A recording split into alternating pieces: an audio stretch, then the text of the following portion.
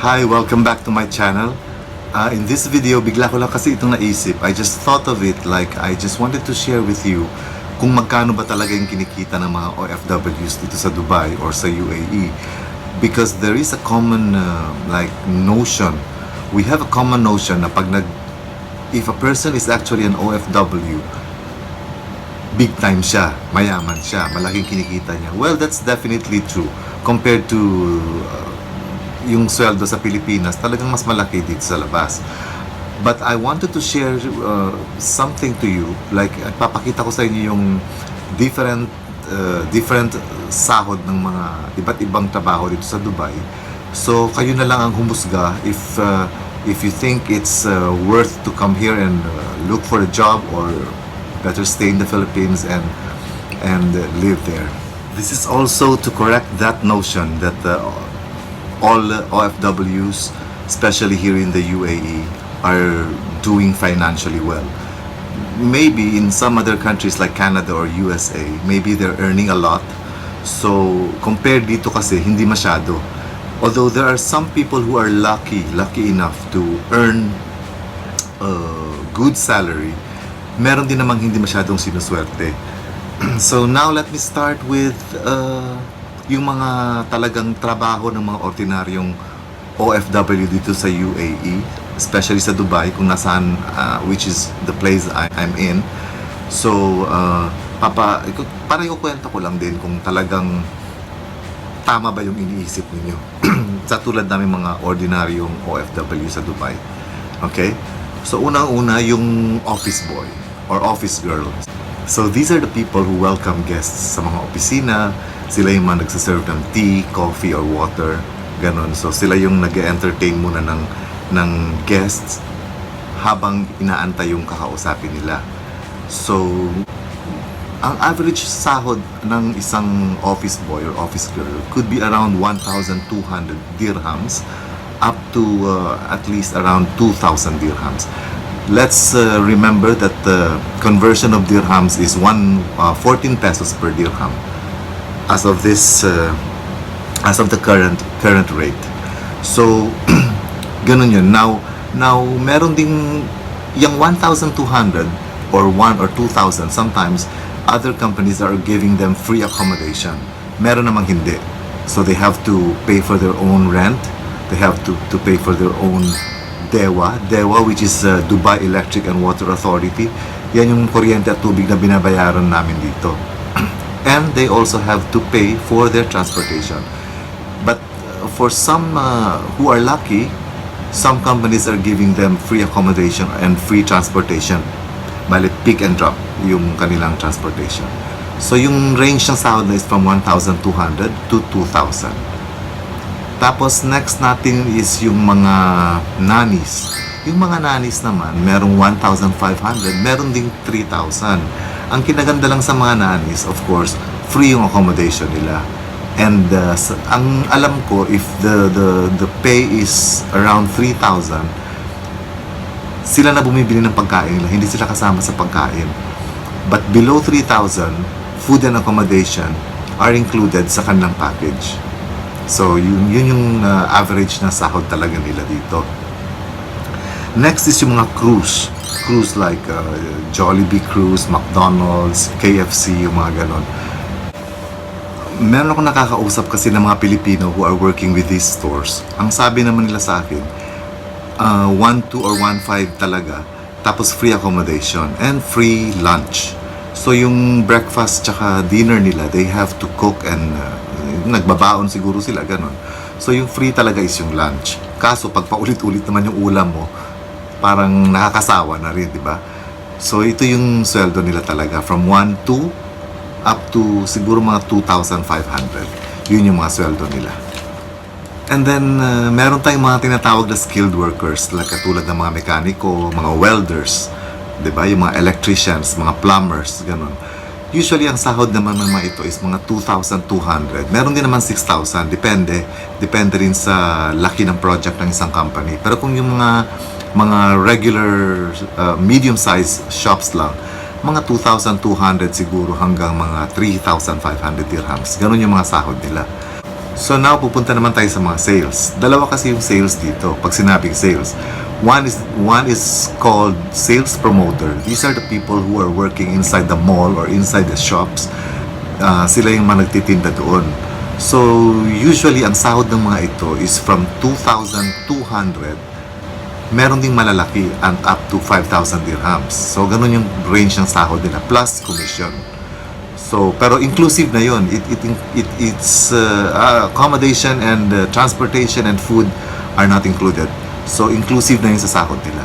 So, meron din namang ibang sales na tinatawag dito, yung sales executive, katulad ko. Ang salary range talaga is 4,000 up to 8,000 plus commission. Kaya lang, you cannot just easily apply for this position unless you have a driver's license. And alam mo naman dito gaano kahirap kumuha ng driver's license. You have to spend for it.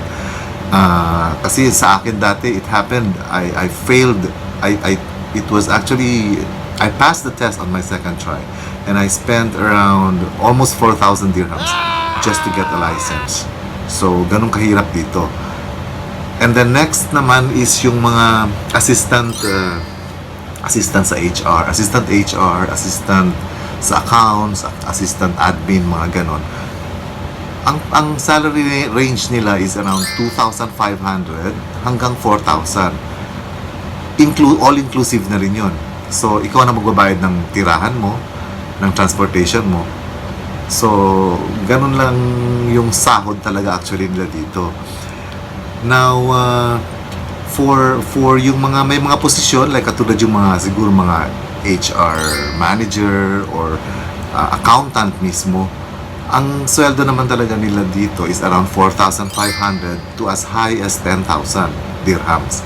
So, minsan kasi umaabot na lumalaki yung sahod na kasi if you're staying longer sa isang kumpanya, natural nagkakaroon ng mga aumento. So you have your bonuses, you have your annual increase. Although not all companies are giving annual increase dito ha. Depende lang. Minsan what they're giving is annual bonus.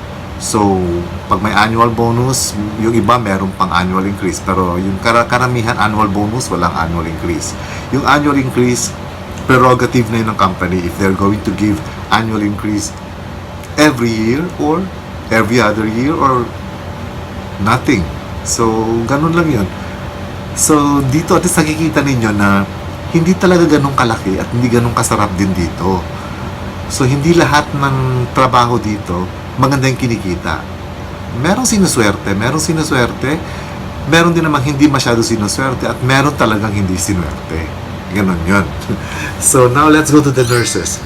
Ang nurses naman, they have to take HAAD if you plan to work in Abu Dhabi hospitals or DHA or MOH kung sa any part of UAE.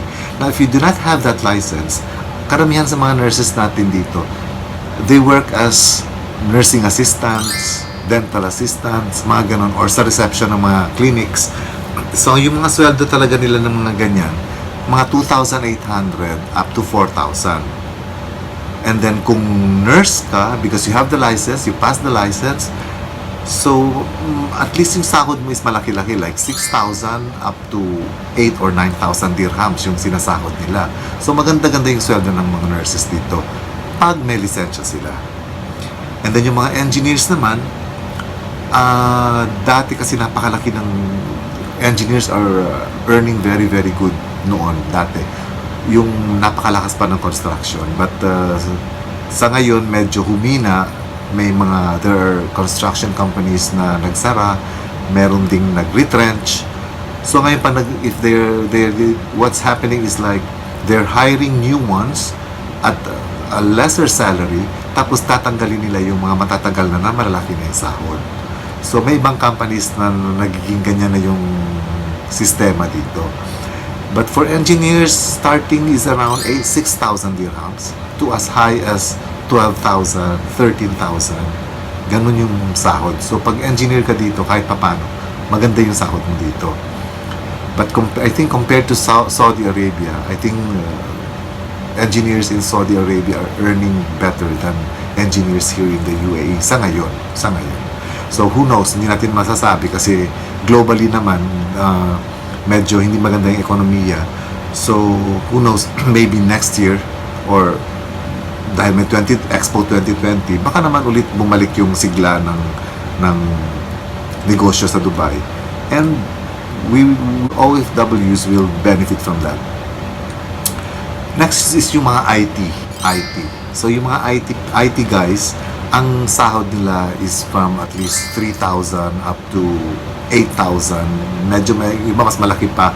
Yung iba may mga komisyon pa. Depende na lang yan sa kumpanya kung anong style ng bibigay nila. Pero yung sahod, nasa range ng 3,000 to 8,000 yung mga IT guys natin. Next is yung mga draftsmen or yung mga AutoCAD. Yung gumagawa ng AutoCAD. Ang sweldo nila yan, price range is around 3,000 actually to 6,000. And before I forget, yung mga receptionists. Kasi dito sa UAE, karamihan ng mga receptionists, mga Pinay talaga. Kasi maybe because we speak well, we speak clearly compared sa ibang lahi. And then we have Filipinas are charming, marunong makisama, they smile a lot. So gustong-gusto sila ng mga kumpanya to be their receptionists. Yung sahod nila naman ang range is around 2,500 hanggang mga 6,000. Mga ganun yung mga sahod nila. Unless siguro kung executive secretary at the same time siya, malaki yun. Umaabot yun ng mga siguro mga 10 or 12,000.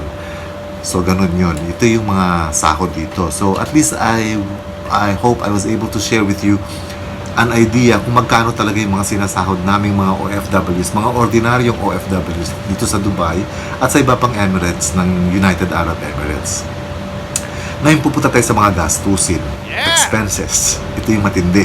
Kasi ito, we can say that it's a general, no? Parang lahat kami dito, ganito talaga yung ginagastos namin. Una is yung tirahan. Yung tirahan dito, we have two types. Flats. Pag sinabi mong flat, it's like a tall building with so many rooms. So per room yung inuupahan doon. So may uupa, may kukuha ng flat, ng isang flat, ng isang room. Meron silang landlord and landlady na kumuha nun and magre-rent sila.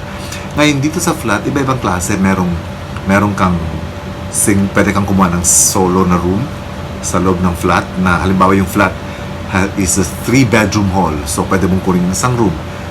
Meron din namang mga rooms na may partitions, yung ginawa lang parang ginawang kwarto. Nilagyan ng wall na kahoy, ginawa ng sariling pintuan, partition yung tawag doon. And then meron din yung mga bed spacers.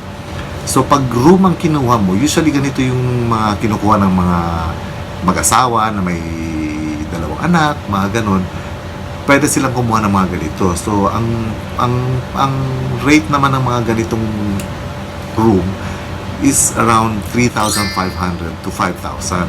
Mga ganun yung range ng room nila. Ngayon kung partition, bale, yung sabi kong parang ginawa lang na kwarto, 1,000 up to 1,500 dirhams yung presyo nun. Ngayon kung bed space ka, dalawang klase yan. Yung bed space kasi may mga double decks sa isang room. So minsan merong 3 double decks, may 4 na double decks. So pag 4 na double decks, meaning 8 kayong tao sa isang room. Pag 3 double decks, 6. So pag nasa upper deck ka, mas mura yun. Na siguro mga nasa 600 dirhams yun. Pag nasa lower deck ka, mas mahal. Mas mahal ng mga 100 dirhams. So lalabas ng mga 700 dirhams pag lower deck ka. Hindi ko din alam. I actually do not know the reason why. Because sabi kasi nila mas hindi daw nahihirapan yung tao pag nasa lower deck kasi mababa lang. But some naman yung sinasabi nila, they prefer sa taas kasi hindi sila masyadong naiistorbo pag may dumadaan kasi nasa taas sila. Anyway, ganun yung range. So 600 or 700 upper and lower deck. Ganun yung rate nila. Ngayon, meron naman may tinatawag kami ditong villas. Yung villas, para siyang isang residential house. It's a residential house, katulad ng tinitirahan ko. It's a residential house, 2-story house siya. Tapos, may 3 room sa taas, at saka yung room ko dito sa baba. Ang rate ng room ko dito is 1,100 dirhams. hindi pa kasama dyan yung dewa or yung tubig at saka kuryente. So pag summer, medyo mas mura kasi, mas mahal pala, pag summer. Kasi syempre mainit, lahat gumagamit ng air conditioner. Ang air conditioner dito, AC yung tawag namin. Lahat gumagamit ng AC. So syempre, malaki yung binabayaran namin. So ang bayaran sa dewa is per head. So, kung magkano yung dewa ng buong bahay, i-divide sa lahat ng tao nakatira doon, yun yung babayaran ninyo. So, pag summer, 200 to 300 umaabot yung dewa namin per head. Pag winter, 100 plus. Nakakamura kami pag winter time kasi malamig. So, mga 150, 160, ganyan. Minsan, 120 lang. So, ganun yung bayaran dito. And then, transportation. Sa transportation naman, iba-iba yung pwede mong gamitin. Pwede kang mag-bus, pwede kang mag-train, pwede kang mag-taxi. Ngayon, kung bus and train ang gagamitin mo, more or less per day siguro, mga 10 dirhams ang gastos mo sa pamasahe. Although, meron din kasi iba like those people who are working in the malls or in offices din na malalayo sa tinitirhan nila. Meron kami tinatawag dito na car lift. Yung car lift, it's either a car or a minibus or a van na parang babayaran mo siya monthly. So, if may pick and drop ang gagawin nito, so hatid sundo ka, so mas convenient, pero mas mahal. So, depende sa layo kasi yung charge ng mga car lift eh. So, merong 250, may 350, may 400. Dati ginawa ko yan. I used to do this one when I was a new driver in Dubai, just to add something sa income ko. Nagka-car lift ako dati. So, I pick and drop people working from the mall, and then binabayaran lang ako monthly. Tapos, tumigil na ako kasi yung schedule ko hindi na pwede eh. Pero, it's one way of at least getting an additional income here dito. Although illegal yun illegal yun. Pag nahuli ka, delikado rin. Okay? So, kung i-total mo, halimbawa, ang sahod mo is 3,000. Okay? I-peg natin sa 3,000 ang sahod. So, pag 3,000 ang sahod mo, tapos nagbe-bed space ka, for example, 700. So, 3,000 less 700, 2,300 na lang. Tanggalin mo yung 300 para sa transportation mo, 2,000 lang. Okay?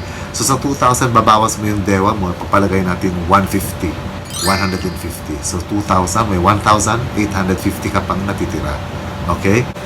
So, sa food, ipeg natin siya sa mga 400 to 500. 400 na lang, pagpalagay natin. Yung hindi masyadong katakawan yung kain mo. So, from 1,850 minus 400, 1,450 na lang matitira sa sahod mo. Okay? So, if you're sending money to the Philippines, pagpalagay mo, nagpapadala ka monthly lang 10,000 pesos. So, kung 10,000 pesos, mga nasa 800 yan. Or, ipapalagay natin 1,000 dirhams na lang. Like 14,000 pesos. So, sa 1,000 dirhams, matitira sa'yo is 450 na lang. So, itong 450 na yan, pagkasya mo na yan sa buong buwan mo. Like, kung minsan kakain ka sa labas, like, mag-Jollibee ka, or mag-McDonald's ka, or anong tawag dyan, budel, mga ganon, meron ka pa namang natitira, pero hindi na ganun kalaki. So, if you're earning 3,000 here in Dubai, if you convert it into our currency sa Philippines, so ipagpalagay mo 14 times 3,000, it's more or less 42,000 pesos. Kung sa Pilipinas mo gagastusin yan, baka kasya. But remember, we are in UAE and we spend their currency here. No? So, meaning, ang gastos namin dito, we cannot convert it into peso. We are paying in dirhams also. So, ganun. Hindi talaga, kaya hindi natin, I'm trying to correct the notion that some people are having like, if you are an OFW, you're earning big time. No. Hindi ganun. Mas kwan lang siguro, mas yung buying capacity namin dito mas madali compared sa Pilipinas kami. Kasi dito when we buy something like for example gadgets, medyo hindi masakit sa tenga eh. Kasi like 2,000 dirhams, 3,000 dirhams. Pag sa Pilipinas ka na, pag binili mo yun, 35,000 pesos, 40,000 pesos. Parang napakalaki pakinggan. So dito, hindi masyado siyang masakit na pakinggan. Although yung value halos pareho lang naman eh. Although mas mura dito nga dahil walang tax, no? Pero ngayon meron na kasi, may 5% VAT na kami dito. So tumaas na rin ng konti yung mga presyo. So dito ko sinasabi sa inyo na parang I just wanted to show you na next time na meron kayong makita, ma-meet or marinig na pumunta ng abroad, particularly in the UAE, huwag nyo namang isiping mayaman. Siguro medyo lumuwag lang ng konti, pero pagdating dito, ganun pa rin. Sobrang tipid pa rin. Kasi if you're not going to save while working here, talunan ka talaga pag umuwi ka ng Pilipinas. So, ito lang yun. I just wanted to share my views and at least give an idea sa mga fellow Filipinos kung na nasa Pilipinas that you have a choice. So, choice ninyo if kung may mga anak kayo or kayo mismo, you're planning to work here, at least ngayon mapapaisip kayo, shall I proceed or shall I stay or shall I keep my job here in the Philippines rather than going to Dubai or the United Arab Emirates? Okay, so thank you and I hope you enjoyed watching. Please don't forget to like and share this video para na makatulong din sa mga kapwa Pilipino natin. At least magkaroon sila ng idea na hindi lahat ng trabaho sa abroad ay malaki yung sahod or hindi lahat ng nagtatrabaho sa abroad pag umuwi ng Pilipinas ay kaban-kaban ng pera. Hindi lahat ganon. So thank you for watching and I hope you learned something from this video. And if you have any comments or if you wanted me to talk about something about life abroad as an OFW, just comment it below. Merong comment section dyan. Comment nyo lang dyan and I'll try my best na gawa ng video yung mga request niyo. Okay? Thank you and have a nice day.